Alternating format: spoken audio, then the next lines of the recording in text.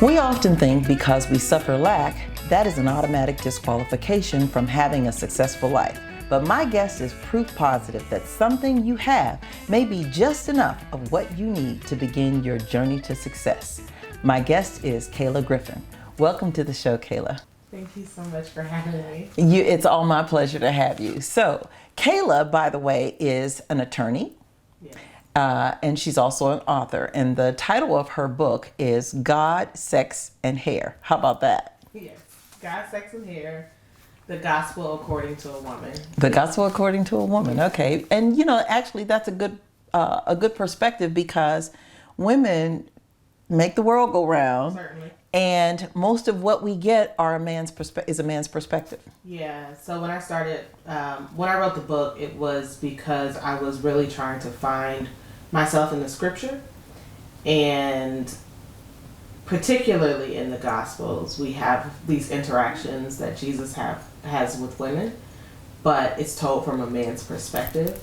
And I really wanted to kind of dive in and kind of pull back the layers of what that looks like from a woman's perspective. So I tried to tell these stories, particularly of women who I think oftentimes the scripture or men preaching the scripture wrong does it a disservice.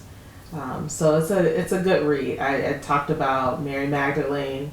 I talked about the woman who was caught in the act of adultery. That's probably my favorite expo out of that one, dealing specifically with sex and our encounters with God and how Jesus sees us versus how man sees us.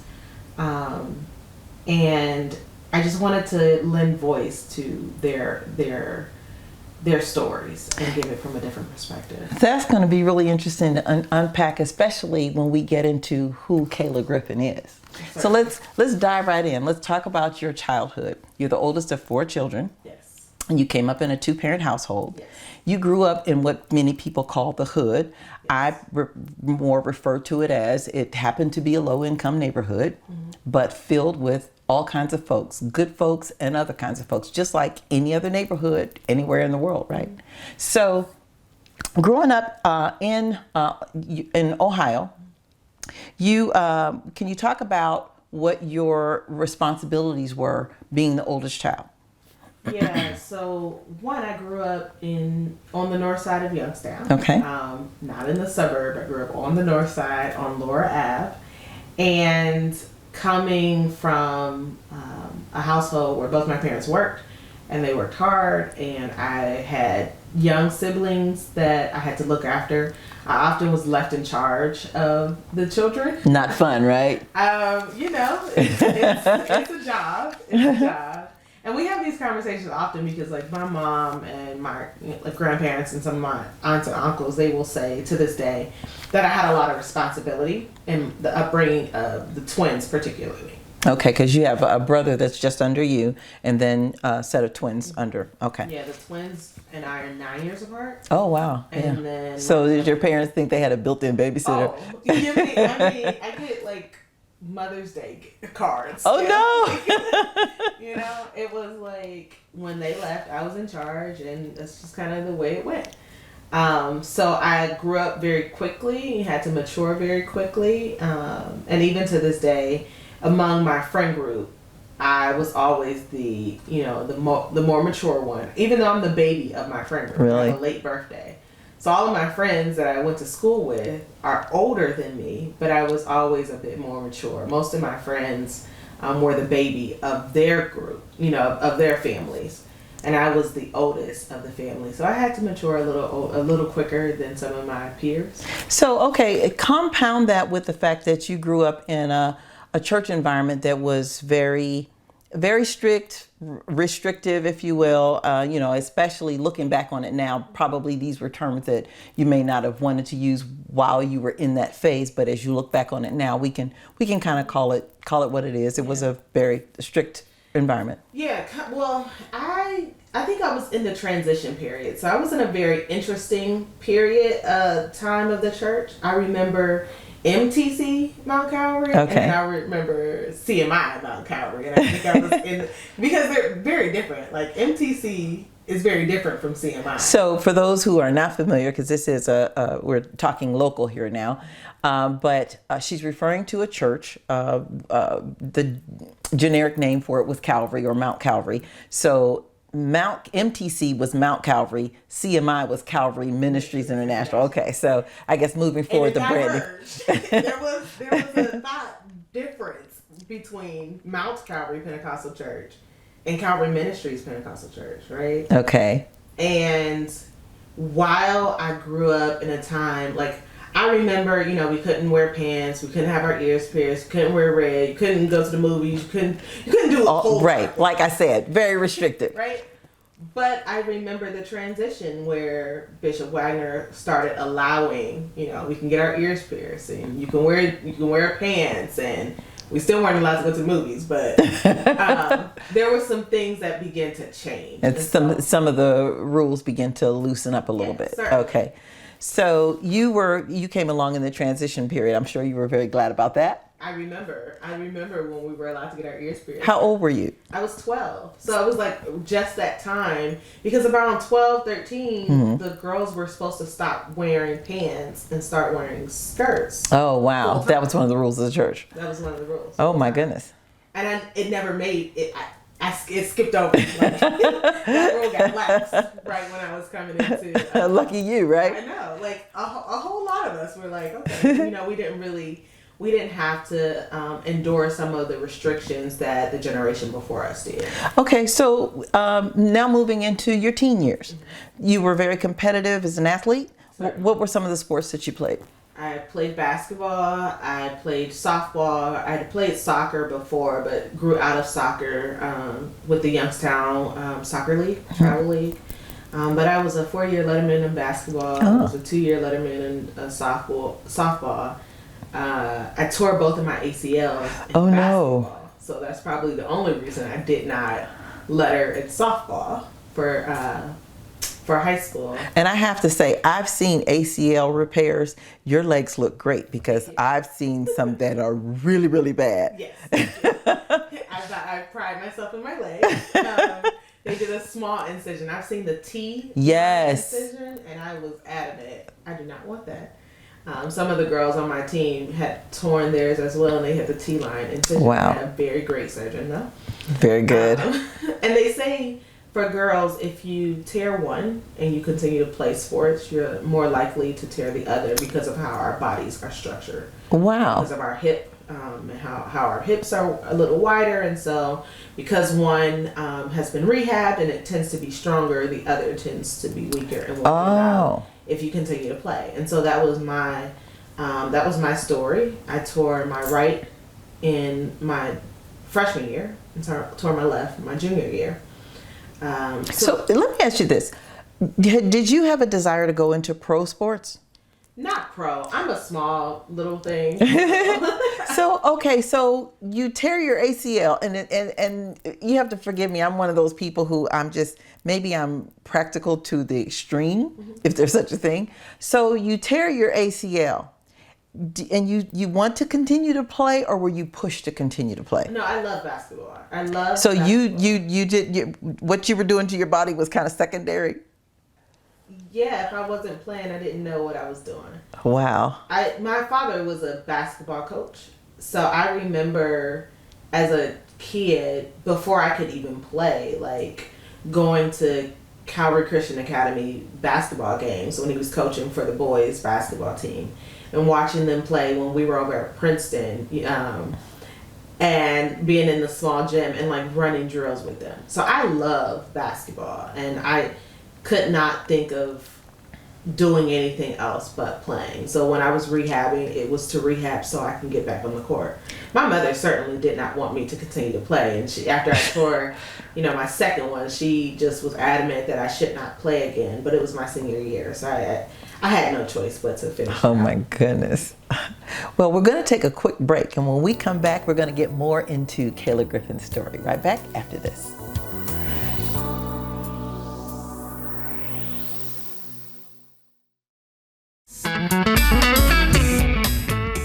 And we're back with my guest, Kayla Griffin. We were just talking about her life as a athlete and getting her ACLs torn. So, and I know that you're competitive. I've often heard people say Kayla Griffin is fiercely competitive. So, would you say you've been naturally competitive, or did your dad teach you and push you to be competitive?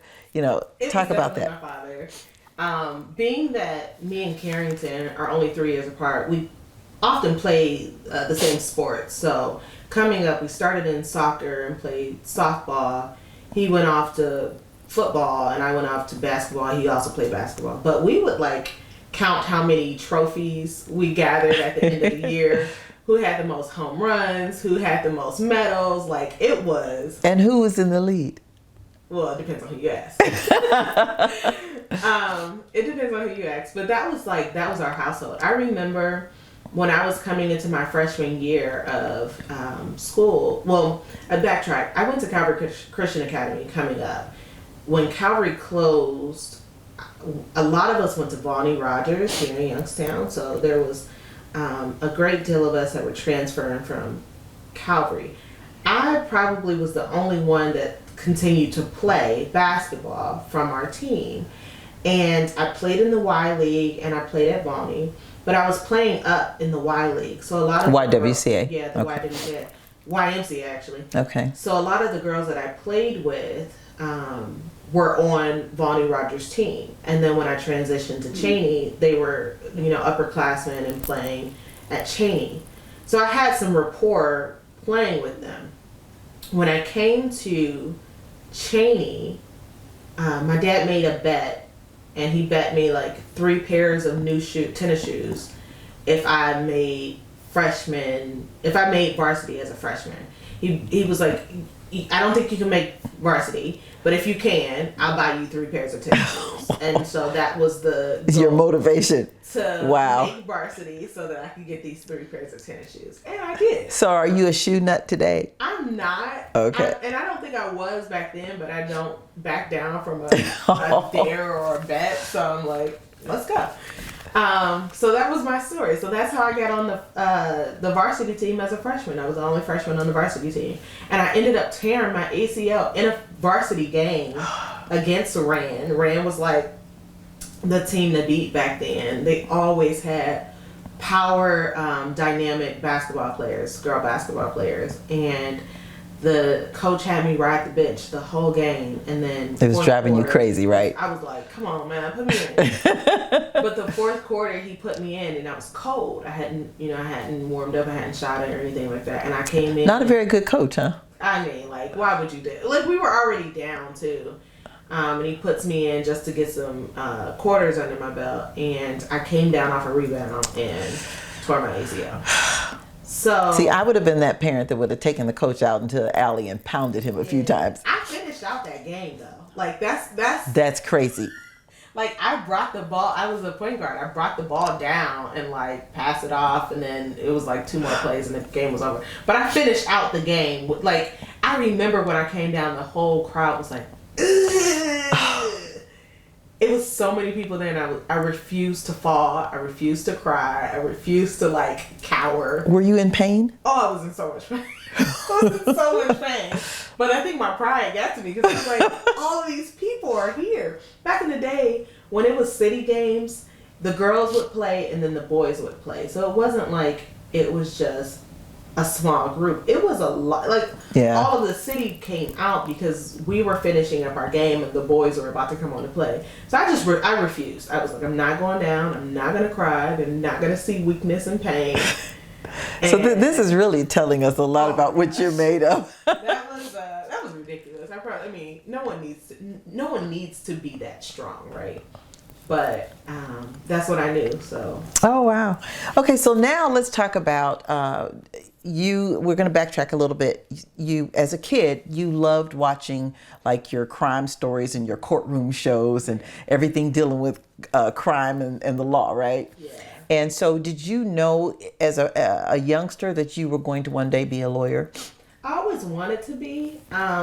So, as a caveat, my favorite show coming up was CSI, With all the blood and gore. I loved it. I loved all of it. The original one, like Las Vegas. And I'm so excited because they are rebooting it with Gil Grissom. Like, they're coming back with the original She knows cast. their names. I am so excited. But yeah, that was I love puzzles and I like detective things. And things that make your mind kind of strategize. I love all of it. Okay. I love all of it. It gives me so much life. It gives her life. It does. I mean, I can sit up and watch CSI or Criminal Minds all night, and like people are like, "No, I can't watch that," and you know they're checking their windows and their locks, and I'm like, "What's next?" And you know what? She said it gives her so much life, and I'm looking at her face. She's just becoming so effervescent.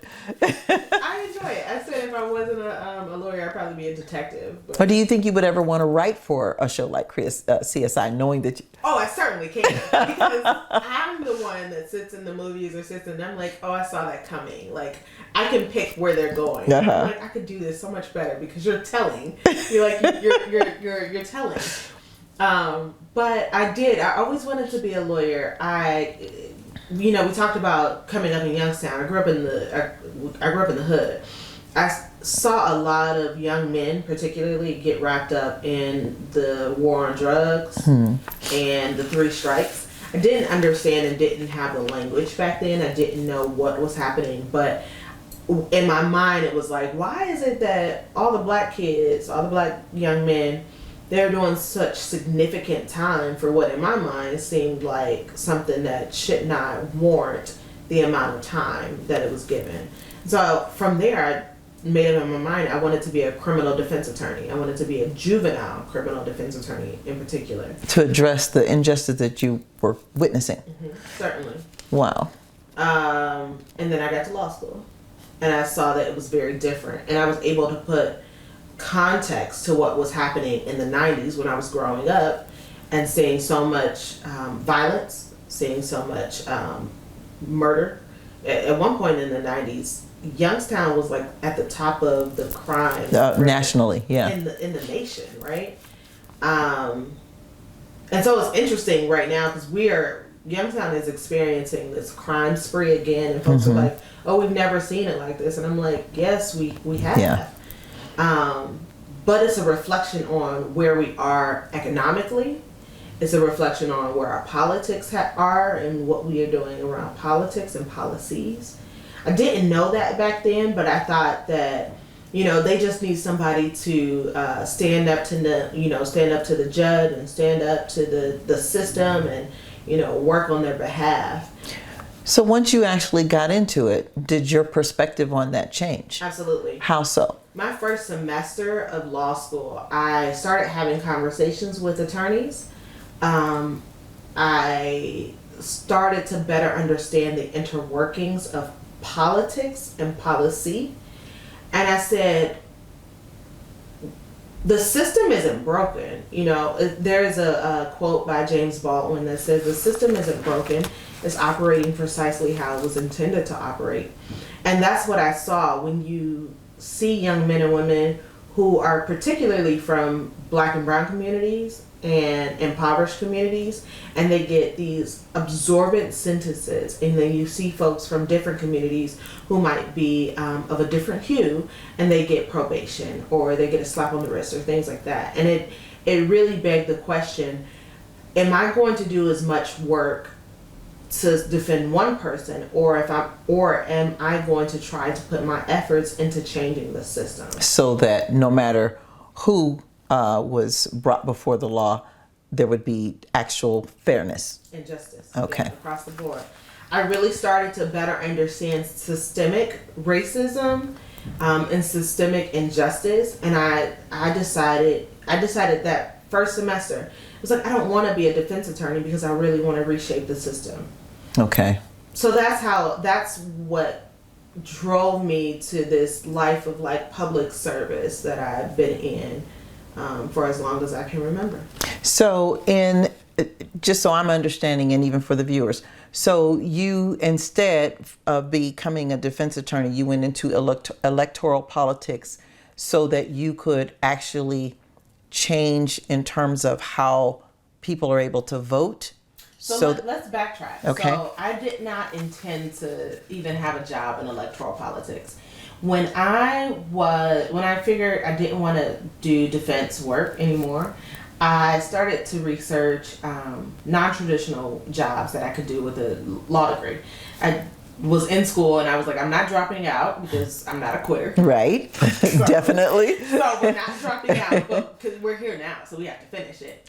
But I found this organization within the Department of Justice, the agency. It's called the Office of Juvenile Justice and Delinquency Prevention. I was like, that's it. That's exactly what I want to do, right there in the name. If we focus on prevention, if we focus on policy, we can change it and make sure that we can prevent delinquency. Okay. So if you would have asked anyone while I was going through school, they would have told you, oh, Kayla wants to be the head of some DOJ department. Like, that's all they do. Like, Kayla just wants to run some agency within, like, some DOJ something. I'm like, no, it's the Office of Juvenile Justice and Delinquency Prevention. Very specific. Yes. You wanted to help young folks not end up in the system. That's precisely it. And I finished law school. I went back and got a master's in public administration because when I did my research, the people who were working in that agency, they had masters of public administration. Okay. The person who was running the department at the time, he was an attorney and he had been a judge in Philly in the juvenile court. So I was like, oh, just put two and two together. Like, I'll have the JD and I have the MPA. And so I went back to school and I studied delinquency prevention. I studied reform. I studied what that looked like across the country and tried to understand what it could look like in Cleveland. I went to school in Cleveland. When I graduated, I took a job with the city of Cleveland because the mayor started the Office of Youth and Young Adult Violence Prevention. It's right there. Like, okay. Written for you. Tap me in. But what I found was that the administration was really focused on programs, and they tried to program their way out of an issue that was really a policy issue. Okay. And I got really burned out working in local government because I'm like, hey, I have the experience here. I have the knowledge base. Like, I've done the research. So let me pause you there for a second. So when you say you've had the experience, I'm going to guess, I don't know, but I don't want to leave this vague. Were you possibly the only African-American person in the department? No, so the city of Cleveland actually hires a lot of African Americans within their department, but I had the knowledge base from, my research and my time. I had traveled to Boston and went to visit an organization that was doing violence prevention work in Boston. And oftentimes, like, I understand some years removed now that there is a very distinct difference between the book knowledge and the practical knowledge. Sure, right? Yeah. But what we have to understand when it comes to public administration, a lot of our issues are policy issues. And you cannot just continue to throw programs and expect people to sign up for programs and come and do this. Okay, so give us an example of, if you can think of one, of a policy issue and the impact of a bad policy. Yeah, so when we're talking about young people in particular, if a young person is picked up for being out too late, if they have a curfew issue, taking them to the jail for a curfew issue or trying to charge them or write them a ticket for a curfew issue is very different than taking them home and telling their parents, hey. So they actually take kids to jail because they can ticket them or minor, like if you have school issues, if you have if you are fighting at school, you can be taken to jail, right? Like, you can be taken without a weapon, like just kids getting into a basic. Yes, if you are fighting in school, even when I was in school, if you are fighting in school, we had police officers all the time pick up kids and take them down to juvie because they were fighting. Because it's you're causing violence, you're causing disruption. They can charge you with assault. Depends on how bad the fight becomes. Okay. Right? In the city of Cleveland, while I was there, we had these violence interrupters, that were tasked with going out and making sure that there was peace, if there was that there was no retaliation, if there was gun violence and things like that. But we also saw that there was a difference from Rocky River or Lakewood's municipality and how they dealt with their young people. And these are suburban areas. Suburban areas versus the inner city. And Okay. so when there was issues and there was a police involved issue, whether it was violence or, they just got called out because there was a disturbance, how the city of Cleveland was handling things were very different from how the suburbs were handling things. How so? So the city of Cleveland, you would oftentimes get a charge leveled against you in juvenile court, as opposed to in the suburbs, you would have supervision, and you would have to go through some type of program to make sure that you didn't have the charge leveled. So now you're working on, in the suburban areas, you have to do some type of community service. You have to do something. So is this what's on their books that's different than what's on the books in Cleveland in terms of the laws and regulations? It's how people implement them. Oh, so it's the same laws, but just law, implemented differently. It's Ohio revised code, right? Anybody can bring a charge, like the police department can bring a charge. But if Rocky River says, well, I know Johnny from down the road, and he's a good kid and comes from a good home, so we're not going to actually write up this ticket. We're going to tell this program he needs to do this service so that we can, forget about it. Whereas in the city of Cleveland, oh, these are bad kids. They come from broken homes. They're bound to, they need to be locked up. Yes. So we're going to issue a charge on them, and we'll introduce them into the criminal justice system. And once that's done, it expounds on the matters and the issues, right? And so what I continue to try to say is, like, it's one thing to have programs at the rec for kids to, partake in. It's another thing to give young people jobs and to make sure they're not on the street in the middle of the day. Mm-hmm. One of the things that, baffled me, at one point I was at work there, and a study came out to say that Cleveland had the highest level of child poverty in the country. And I remember sitting around the table, and like my boss and some of the chiefs were like up in arms, like, oh my God, like, we have the highest level of child poverty. What are we going to do? Da, da, da, da. And I was like, you do understand that means that their parents are poor, right? Like, child that poverty, didn't occur to them? I don't think it, like... It didn't register that way. It didn't register, because oftentimes it's like, okay, what do we do for the babies? Oh my God, the babies. But, right, if you're... the parents are... Exactly. I'm like, the babies don't have the jobs. It's the parents that have the job.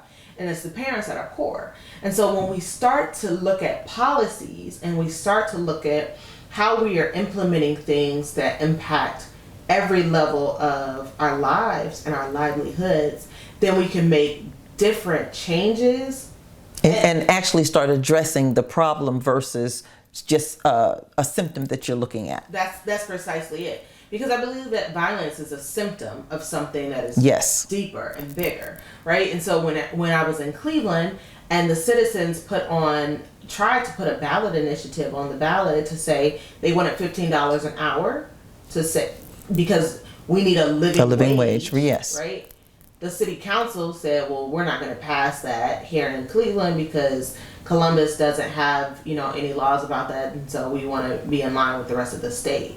That's a policy issue. That's a policy issue that reflects on the people who are struggling here in your city. So when you're talking about poverty, when you're talking about violence, oftentimes it's because you have jam-packed people in ghettos and in the hood. We shouldn't be jam-packed and living on top of one another anyway.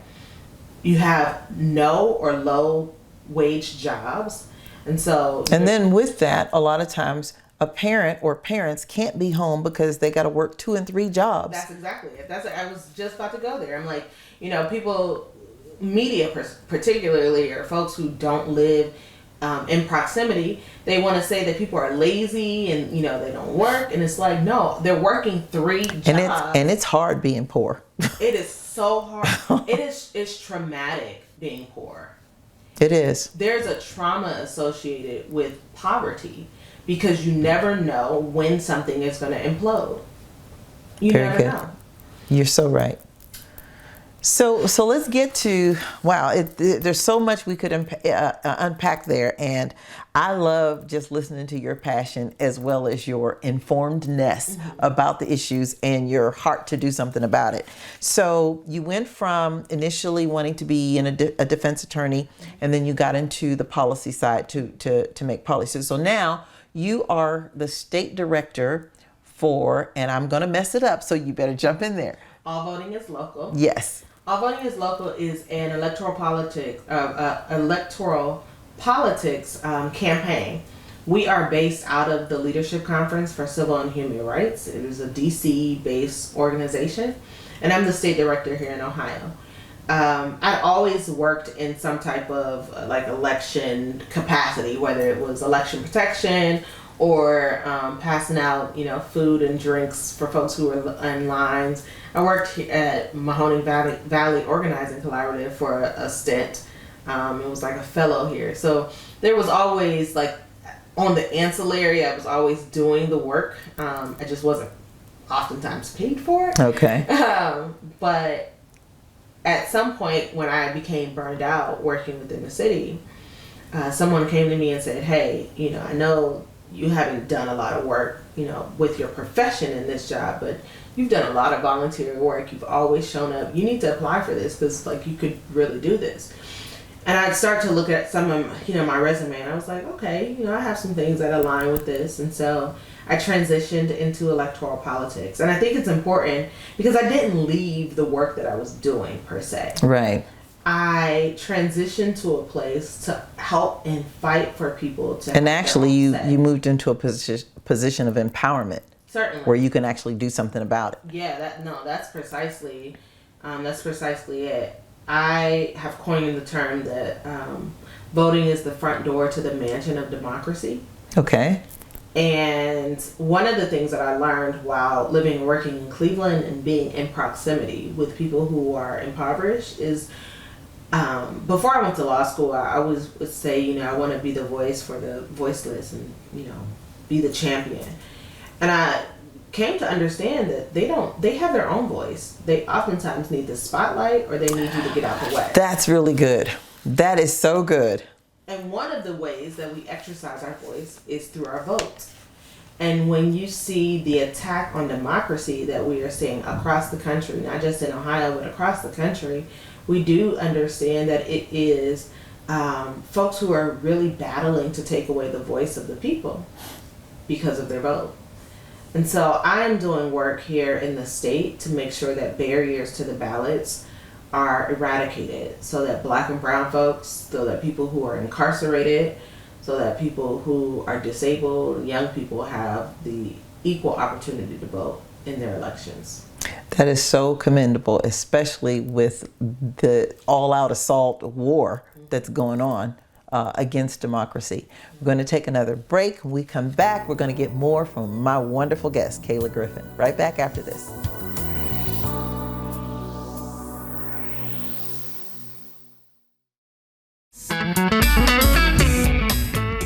And we're back with my wonderful guest, Kayla Griffin. We were just talking about your role as the state director of All Voting is Local. Mm-hmm. I got it right that time. Yes, so, before we move to the next subject, can you paint a picture for us? Because not everybody is still really compelled to make sure that their voice is heard through their vote.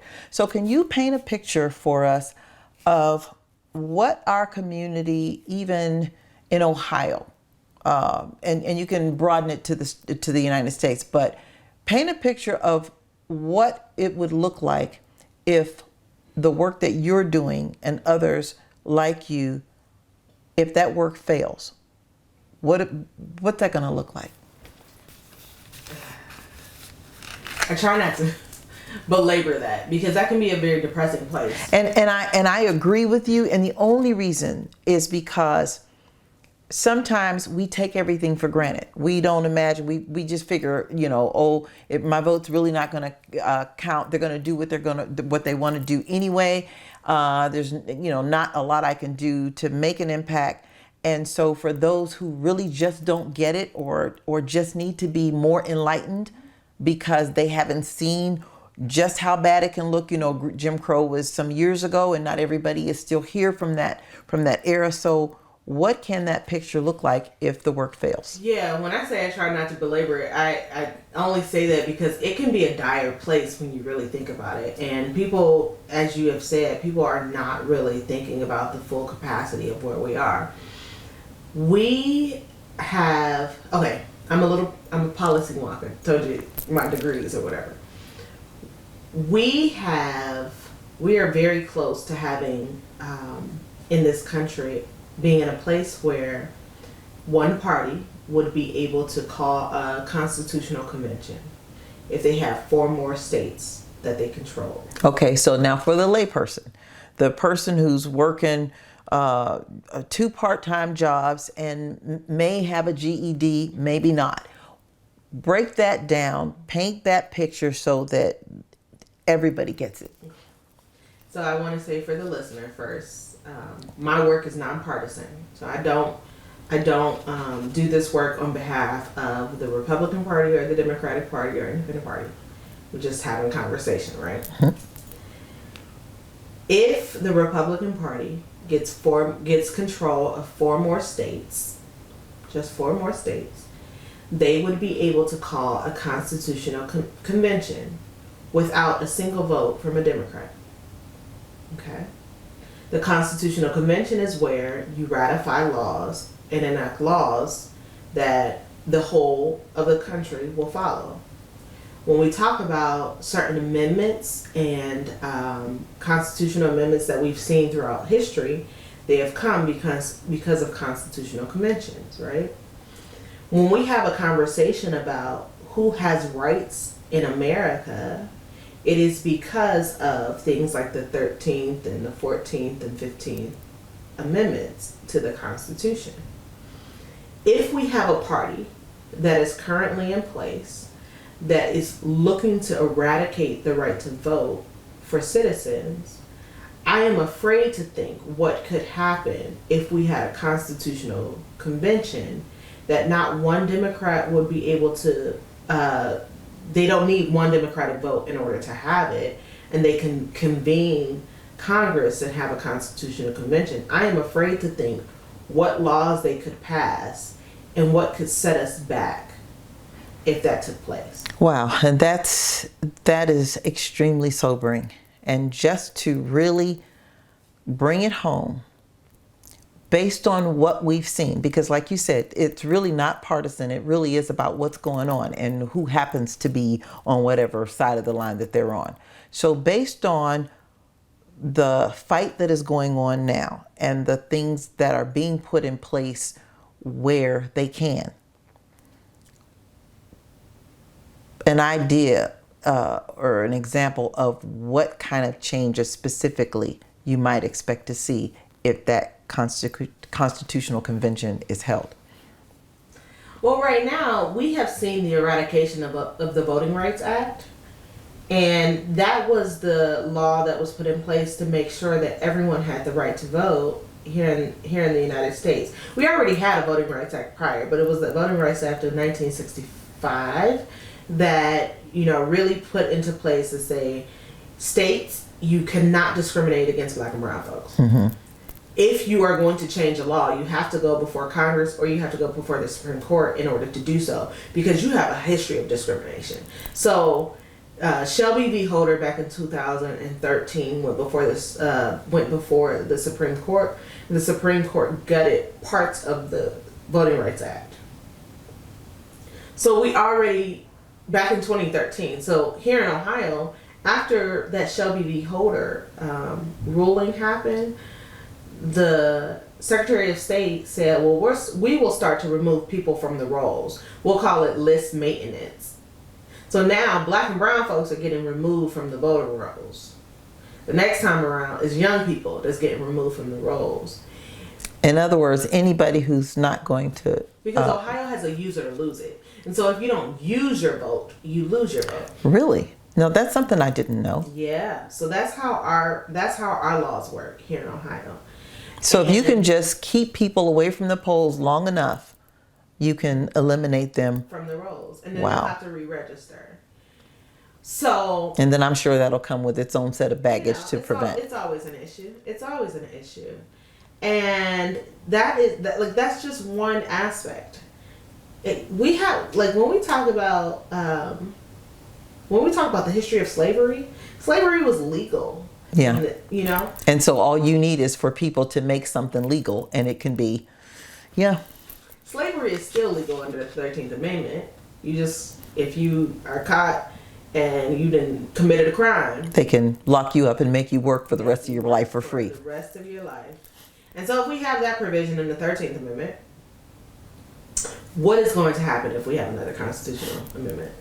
So, and that is dire, but it would be even worse to actually end up in that situation, which is why we got to do whatever we can to wake people up, to encourage them to make their vote count. And as you just said, use their vote, use their power, use their voice. Kayla, you're amazing to talk to. I would love to just be able to unpack more of the law, because so much we don't know. And I think you and I had a discussion earlier, and I was just kind of pointing to the fact that a lot of times more of us, people of color, don't engage as much as we need to in terms of politics, because most of our efforts are just put on just to survive. Mm-hmm. So like we talked earlier about the mom or dad who's working 2 or 3 jobs. They don't have the capacity to come home and then educate themselves on who's running for office and what their platforms are. And so all the more reason we need elected officials who are looking out for those folks. Sure. So that one day they don't have to work all those jobs and they can become more engaged in the process. Absolutely. We're going to take another commercial break. When we come back, going to get more into the life of Kayla. Right back after this.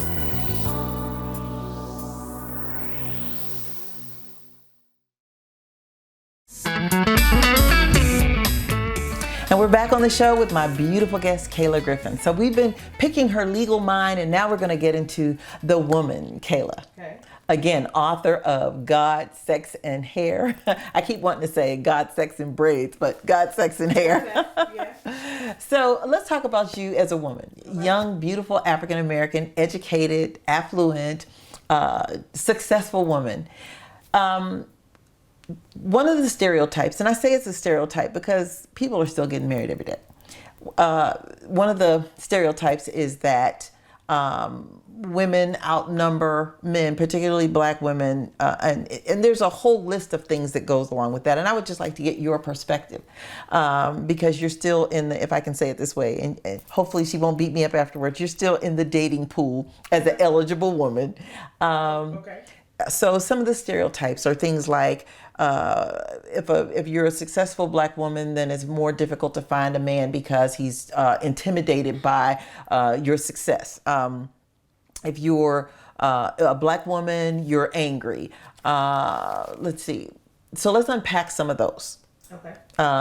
So give us your perspective, having heard them and actually being in a space where you can be impacted by those things. Yeah, so statistics do say that women outnumber men. Mm-hmm. So, I mean, that is a reality that we face, right? And the reason I call it a statistic or a stereotype is because if you're in the right place, in the right space, and all that good stuff, you can still find your man. Well, certainly, like across the world. Like, right. Yeah, I mean, we're interconnected through the web and all the things, but here in the States, like, there are more women than there are to men. So men often have their pickings of who they want to be with, right? Kind of like the housing market, huh? It's a seller's market. Oh, word. And that's a reality. As a young person, I remember at 20s, like, dating is hard. And I tell people all the time, like, dating is not for the faint of heart. So, okay, dating is hard. So in my mind, when you say dating, and I've had this discussion with my daughter too, because she would say the same thing. So in my mind, and we won't talk about what era I came from, dinosaurs ruled the earth, yes, all of that.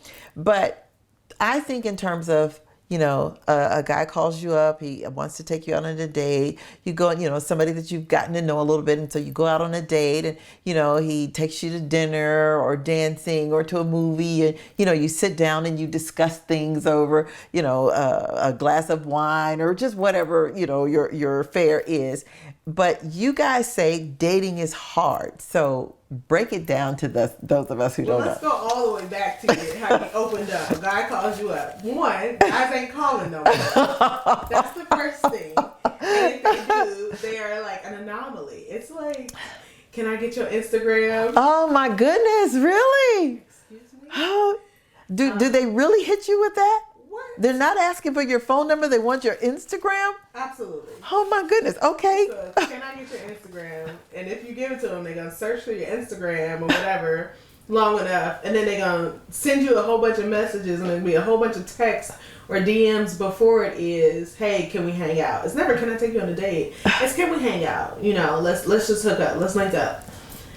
In other words, not really taking any responsibility. Let's see how this is going to go. Absolutely. Because you have the talking phase for how long? So folks be talking for 10 years. Are we just talking? It's no commitment. Is that because somebody is allowing that? Well, I mean, I think it's a lot on both sides, but I think we live in a generation. One, I grew up in a generation where we always were like connected to smartphones. Like, okay. I've had a smartphone as long as I can remember, right? But communication has broken down. Yeah. From your time to my time. And I'm a much more touchy-feely generation where you guys are connected through electronics and technology. Really. There are so many statistics and like studies that have gone on about the breakdown of communication and interpersonal relationships. People don't know how to do it anymore. People don't know how to have conversations anymore. True. How often I have witnessed that. So back to Kayla. So dating is hard. So he gets your Instagram. I'll probably say no to the Instagram. Okay. But I will say 20s, and I think I can kind of say this across the board. In your 20s, you're still learning who you are. Oh, absolutely. Right. You're just legal, but you don't know anything. Absolutely. So when you are trying to figure out who you are and date as well, it can be difficult. Now right? that I can understand. Yeah. And we are in a very different generation where I remember some of the folks, that grew up in my circle that I call aunties and aunts and things like that. They got married at 20 and 21. You can't even imagine that, right? Not happening. Okay? Not happening. So we are growing up in a generation where we are waiting longer to get married. Mm-hmm. We are learning more of who we are. And I think, once you know who you are, you start to you settle for less. And now you have a better opportunity to have a solid relationship when you do, because like you said, not just settling, but also you are more focused on the kind of person that you need. Certainly. So that eliminates a whole lot of people right off the gate, right? And a whole lot of nonsense, right? Exactly. And that's why dating can be hard, because at times you're like, okay, I know I deserve this and I want this, and so I'm not going to settle for that. Okay. And I don't know that it's necessarily a intimidation. I don't know that it's necessarily no, that's what people say, that the guys are. That's a stereotype. But because I really think, and you tell me what your opinion is on this, I really think a guy who is intimidated by a woman's success, that's not a real man. Or it's just not the one for you. There you go. Okay, she's so nice. Yeah, that's just not the one for you. And so it takes a man to know who he is and to stand in his truth and stand in who and what he has to offer in order to approach a woman who has lived life and has a certain caliber of quality that she's looking for. And so while I am single, I'm not on the market, right? Because after 30 some years, I finally met someone who I'm like, oh, okay, I can rock with you. We can do life together. Okay. And it's not just the butterfly feelings. It's, oh, you are not intimidated. Oh, you support the dream. Oh, you cheer me on and you're supportive. And that's what you need at these levels, because the work that you're doing is... You're a much more mature woman to be able to look at it that way versus, a younger woman, like you said, early 20s, maybe she's looking more at the physical. Oh, he's so fine, or, and he's got a good job. And oh, no, absolutely. You want to be able to enjoy the person you're looking at across the table. Absolutely. Okay, I tell you what I want to do. Okay. I want to get some advice from Kayla, Attorney Kayla here, okay? So we're going to just do a little quick, I'll call it a call and response. Okay. So I'm going to hit you with some things, and then you just give us, some quick advice on it. Okay, and this is, we're going to end the show with some great, powerful wisdom that we can live off of, okay? Oh, no, you can do this. You can do this. All right, so what advice would you give to girls who came up or are coming up behind you that come from similar circumstances that you did? What advice would you give to those 9-year-old girls in that age range? Education does unlock so much, and I am a witness that my education has offered me a passport to life. And so make sure you know as much as you need to know in order to get in the rooms and be able to stay there. Okay, awesome. Okay, so now we didn't get a chance to talk about this, but you mentioned that law school was very, very difficult, and you didn't have a lot of people around you who could have guided you, and just given you a little more insight to help you navigate better. Mm-hmm. So knowing what you know now, what would you say to those girls coming up, and not just girls, but young folks coming up who are looking to go to law school and become an attorney? That process of getting into law school. Any quick tips there? Definitely find somebody to have transparent conversations with. Being a Black woman in the legal profession, I'm still only about 2% of the legal profession. Wow. Having a clear understanding of what you're getting yourself into definitely helps once you get there, because you don't know what you don't know, and oftentimes you don't even know what questions to ask, right? I had no idea the method, the Socratic method. I didn't understand that I would sit in a classroom and they would just ask question after question and not tell me whether or not my answer was right, and they would just continue to drill you. I need resolve. I need clothes. I need you to tell me. You need to know, or am I on the right path? But that's not how law school is, and I just didn't understand that. I didn't know, and so you need to get around some folks who are generous in what they share, and don't find it intimidating or a burden to have conversations with young people. Very good. Important. Mentors are so important. I just have to address something real quick. You mentioned that Black women are only 2% of the lawyers, legal profession, and juxtapose that to how many of their babies are incarcerated. The percentage there, yes, it's mind blowing. We could talk about so much. Okay, so what advice would you give to other single women who are trying to find love in a day and time where a guy just wants your Instagram? Wait a minute, I don't know. I think that's a hard one, because I was just there, and so I did before I started dating intentionally. I did a cleanse of myself and my space and my head space. And I intentionally said, I'm not going to date anybody, because I need to figure out what I want and what I need. And I needed to do some soul searching. And so I just kind of got quiet within myself, so I could start to remove some of the clutter. And sure enough, that is when I found, or he found, but that's when I started seeing intentionality behind the man I'm currently dating.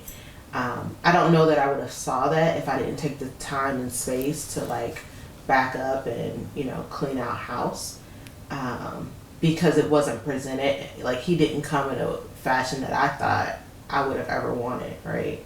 I know we talked earlier about long distance relationship, and I was I would never do that, and here I am in a long distance relationship. I probably wouldn't have taken that on if I was in the space that I was initially.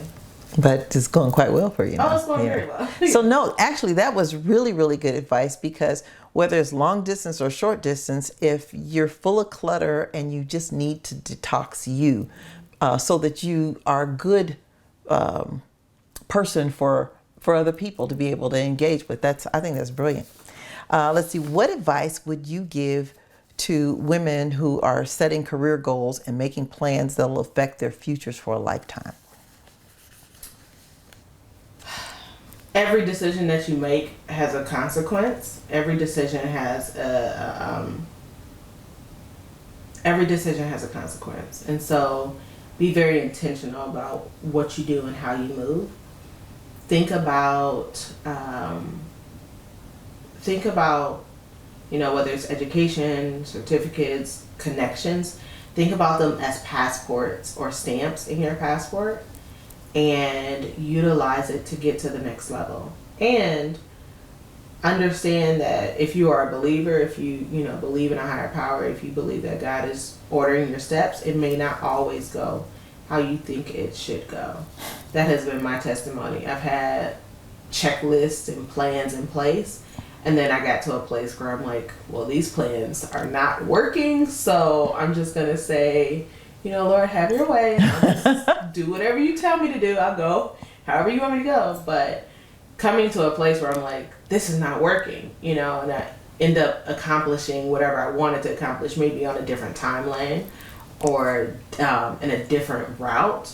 That has been a very interesting journey that I've been on. And so I'm picking things up, maybe not in the time that I thought, I'm accomplishing things, maybe not when I thought I would, but understanding that it's not my plans anyway. It's like however the Lord wants to move me. So it sounds like you are trusting God for the process. Oh, we can say that. Okay, so last question, actually last two questions. What advice would you give to voters? Okay, voters, make sure your registration is up to date. Always make sure if you have moved, you have updated your registration. Make sure you know where your polling location is, and if you're going to vote early, just go ahead and do a vote by mail ballot. Also, we're in 2021, and so throughout the country, and here in Ohio, but throughout the country, they are redrawing the district lines. Yeah. So keep ahead, understand what's going on, and if you get action alerts, call your legislature and tell them you want such and such passed. Right now we are pushing for HR 1. We want the John Lewis bill passed. We need protection. So, make sure you know when it comes to your voting information, make sure you know all of the knows. Know where you're registered, where you're supposed to vote, all of that. But also on the national level, make sure you're advocating. And so calling your legislatures and knowing what's going on with this redistricting process, because we want to be able to choose our public servants. We don't want them to be able to choose who they want to represent. We have to say, we say all power to all voters. Very good. I love it. And so the last question, kind of off subject, but let our viewers know where they can get God, Sex, and Hair. So God, Sex, and Hair is on Amazon. You can either Google God, Sex, and Hair, The Gospel According to a Woman, or Kayla S. Griffin. That is there. If you have small children, I also published a Learn to Write book, 3 Learn to Write books, one for the culture, one for financial readiness, and one for Bible stories. So those are all of my Amazon page.